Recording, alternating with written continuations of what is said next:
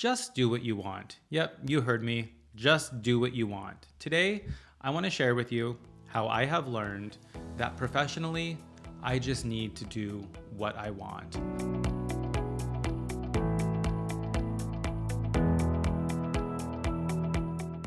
I'm your host, Matt Gerlach, and welcome to my podcast, Matters of the Mind, Rise to Your Worth.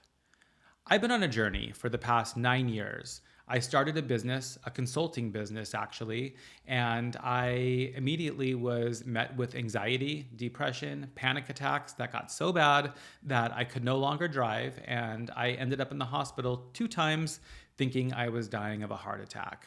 Tens of thousands of dollars of hospital bills, hundreds of thousands of dollars spent on therapists, coaches, healers of all sorts of healers.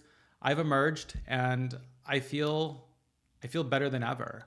I have learned so much on this journey.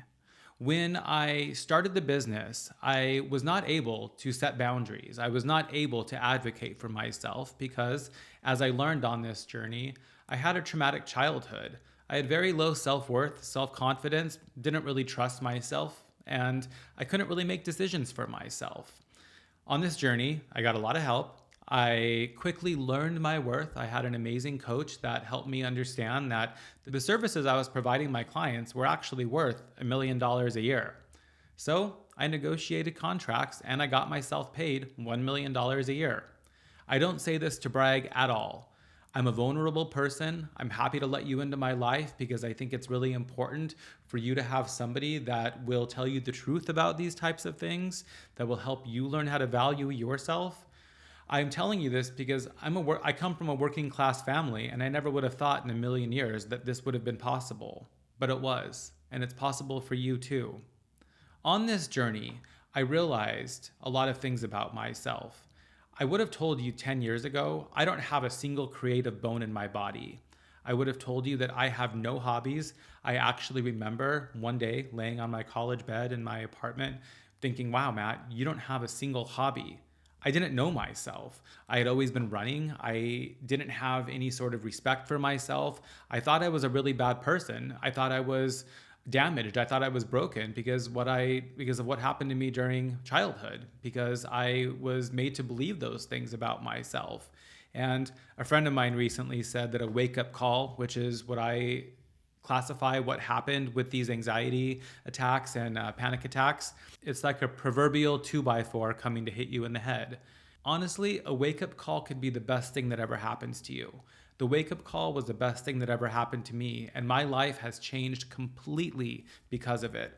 On this journey, I started writing a book. I hired a writing coach about 4 years ago, and I've been working on a memoir, a self-helpy memoir about this journey of learning to love myself and learning how to give myself the life that I deserve and desire.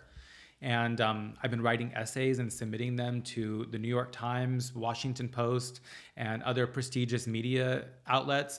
I never would have thought that I had these talents, that I had these interests. Along the journey also, I found that I love yoga. I'm actually quite good at it too.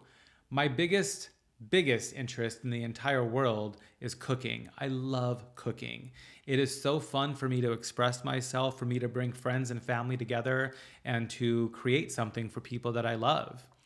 I'm good at it. It's something that has been instrumental in my nutrition, that has really helped me maintain my health as I've gotten older. It's been a key lever that I've pulled in improving my anxiety and depression. It's kind of funny, I think about this, but I don't have the Sunday scaries anymore. And a big proponent of that, I think, is that I eat a pretty balanced diet. I indulge on the weekends like the rest of us. I have hamburgers and, fried chicken and pizza as well. But during the week, I am really moderate, and it's really helped me. So I'm on this mission right now to live the most fulfilling life I can possibly live. I'm taking you along with me. I now have moved on from my consulting business where I'm strictly providing services for brands the way I was. And I'm in a more strategic consulting type role, working with entrepreneurs and executives who I am in love with, who I want to help change their lives the way that I've changed mine. I've been incredibly gifted in sales and revenue generation. So I have a big passion for helping entrepreneurs and executives maybe leave their executive role to start their own company and help you make a lot of money while you're doing it and find a lot of fulfillment. One of the things that I've learned on my journey, which is why I left my 7-figure job for a path that's a little bit unknown, that's going to unfold as it does. I left because I realized money's not everything. Money's not that important. I mean, money is important. There is a certain amount of money that we need to maintain a comfortable life. And I live in Los Angeles, and it costs a lot of money to live here. And my partner David and I on this journey, we've bought ourselves a really nice, beautiful house that gives us a lot of comfort. And there are certain obligations and certain amounts that we need to make to maintain this. We're also on our surrogacy journey right now. In about 6 weeks, the embryo transfer is going to happen. And if all goes according to plan, about 10 and a half, 11 months, we will be fathers. So I'm not saying that money is not something that we shouldn't care about. And that's a big thing that I work with people on, with clients on. And it's a big part of my journey. We do need to create a cushion in our lives. But when we have a big enough cushion, when we have enough runway, when we learn to believe in ourselves, we need to take that next step and create an incredible, fulfilling life. We are allowed to love what we do. We are allowed to just do what we want. What I've come to realize after observing thousands and thousands of people, the people that are living the most fulfilling lives, that are authentically expressing their skills, their talents, that are doing work that doesn't necessarily feel like work, the biggest common denominator that they all have is that they went after it. They believed in themselves. They questioned status quo. They looked at the world and they said, I don't want to be doing this job that feels like work when I have all of these other skills that are so valuable to people. I want to be doing those things. And it takes hard work sometimes. It takes strategic work. It takes persistence. It takes creativity. It takes finagling. We have to finagle ourselves in situations to create opportunities for ourselves. I have realized these past 3 months for myself, I've left the baby product business I had completely behind. And these past 3 months, I've been building my coaching and consulting business. And it's all going in the right direction. But I've done a lot of things along this journey that haven't felt quite right. There have been a lot of roads that I've gone down on this journey this past few months that haven't felt quite right. And that's what I want to talk about today. We're allowed to do what we want with our lives. We are allowed to be happy. We are allowed to pursue that path that doesn't feel like work. There are so many things that feel like work to you or to me that don't feel like work to somebody else. And we need to learn to trust our inner guidance and let that direct us in the directions that we're supposed to be going in. So if you've been listening for a while, you know that I talk a lot about anxiety. A big part of my journey, a big thing that I help people with, a big mission that I have in the world, quite frankly, is to help people with anxiety. I've said to myself, and I've kind of questioned it as I've said it, that my anxiety has been eradicated, that I don't have anxiety anymore. Even as I was saying that, I was kind of like, is that really true? Certainly situations are going to come up where there's going to be some anxiety. But these past 3 months, I have felt anxiety, and I'm using that word felt instrumentally here. I have felt anxiety, but I wouldn't say that I've identified as an anxious person at all. I would say that I've been a non-anxious person that has suffered through a little bit of anxiety these past few months because I've been heading down some directions that didn't feel exactly right. One thing that I've come to realize is that if we are making a change in our life, if we are doing something that is remarkable, if we're getting a new high-paying job, or if we're going to be going in a direction, making a move, if we're doing something that's big and hard, we might as well be doing that move in the direction that feels most aligned with what we need. Any change, anything that we do like that is going to be hard. So why not just do it the way we want to do it? It's been really interesting these past few months as I've been navigating this journey. And I've realized, reflecting on this, The times that have felt like the absolute hardest and worst were times in retrospect where I was heading down the wrong path. I've been going to a lot of different events, and I think it was part of the journey for me to go and experience like what some of these rooms that I was getting into felt like. And I'm like, why am I here? This is not something I'm curious about. These people that are here in this room, for the most part, there's always some exceptions, but for the most part, they're interested in that thing that I'm not interested in about either. So why am I in this room? It's been really like interesting, and like in reflection, I've taken the past couple of weeks to kind of slow down, to really like empty my calendar so I could start rebuilding it with the things that I want to rebuild it with. And I'm happy to say that this strategy did work. I needed to get away. I needed to slow down so I could speed up, so I can get some perspective. And the thing that I've realized is that I want to create the business, the professional life that I want to create. And really, what matters the most to me is helping you do that too. So, over the past couple of weeks, a lot has unfolded, a lot has become clear to me. I have been doing a lot of things over these past few months. I've been doing a lot of different marketing activities. I've been doing a lot of business development activities. I've been meeting a lot of people. And what I can absolutely identify is that some of those avenues that I went down, some of those things I was doing, felt really good.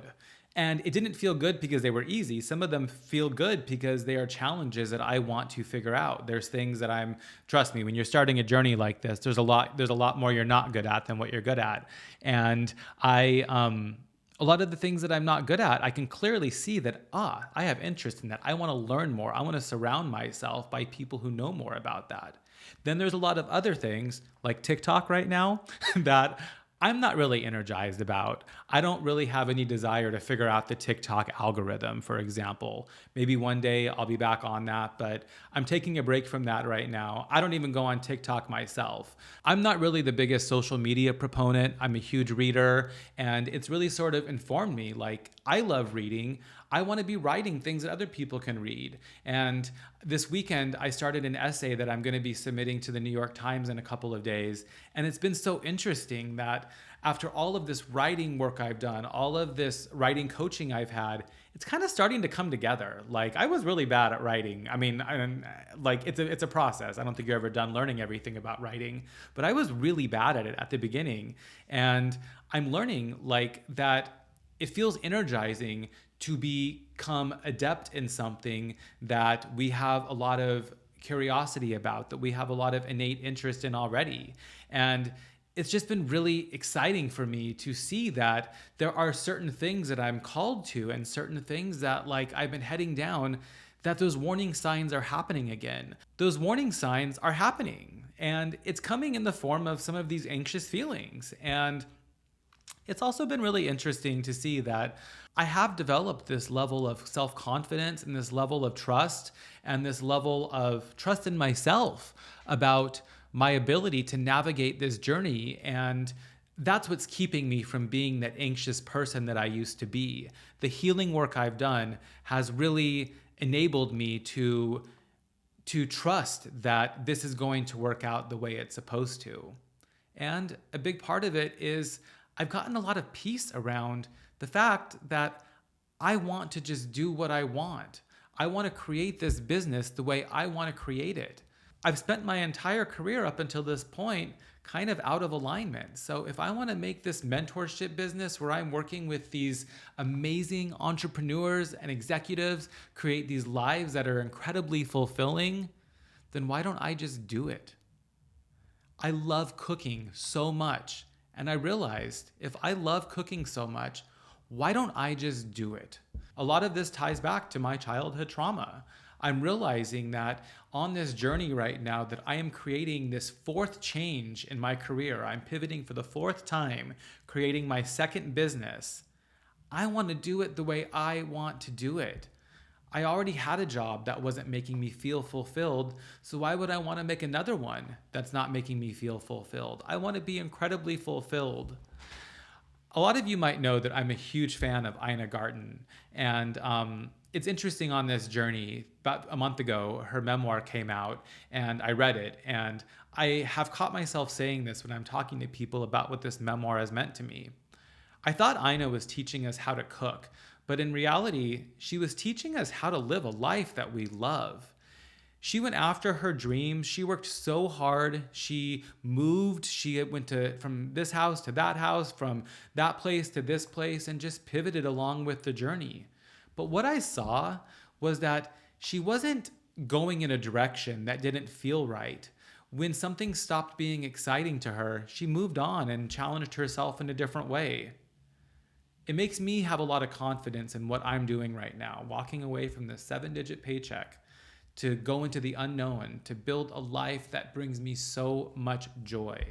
I want to leave you with this. If you're out there and you're not feeling incredibly fulfilled with the business that you're building or the business you're running, or you're in an executive role and you want to do something different with your life, I just want to let you know it's possible. Nothing's possible without a plan. We got to figure that out together, but it's possible. I've pivoted my career like 4 times, 5 or 6 if you want to count the job that I had in college working at a hospital. I worked the night shift in the unit secretary position, watching heart monitors. I went to go to sell metal, then baby products. Then I went to work for a Silicon Valley software startup company. I went and started my own consulting business, and now I'm a coach. I'm a writer. I am a podcast host. I'm a speaker. You can do anything you want to do. You just have to believe that it's possible for you to have a career that you enjoy. Thank you for joining me today.